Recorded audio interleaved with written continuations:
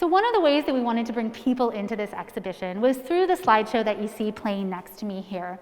We invited the Indianapolis community to submit family road trip photos from the 1920s to the 1960s, and then we turned them into this sort of vintage style projection slideshow that you see here. We included all submissions unless there were some quality issues where we couldn't, but we really wanted everyone's photos to be included in the final product.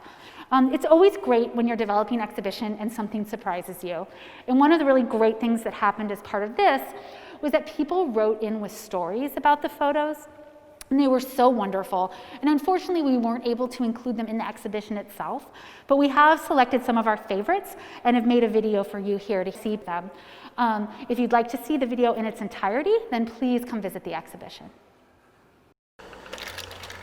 My grandmother, Joanne, pictured second from left, poses on the Ingalls Bay Beach in Omena, Michigan in 1927 with her summer friends. These women spent every summer on the beach, as do I. These are the grandmothers that raised us, watched us swim, told us tales of our nearly 100-year-old cottages, and observed cocktail hour at 6 p.m. sharp. Spring break trip 1968 to New Orleans. Stayed in Memphis on our way home, and were there the evening MLK was killed. This is a picture of my great-grandparents, Mom and Pop, taken in 1957 while they were vacationing in Colorado.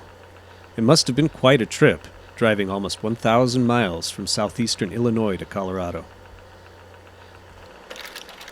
Hutch the model. Family lore is that my grandfather, pictured here, modeled for the Saturday Evening Post cover of March 22, 1913. I'm guessing this photo of my grandmother was taken in 1930. My grandmother had polio as a child and wasn't able to walk until adulthood. As an adult, she traveled the world with her geologist husband, my grandfather. A trip to Florida, 1956. I can remember how hot it was.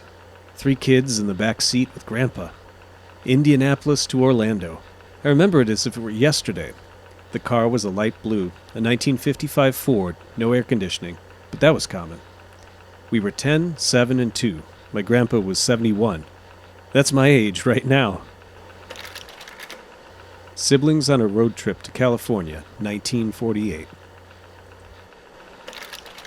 We had the time and money to stretch our legs to get across the country. Wouldn't be caught dead in anything less than our best.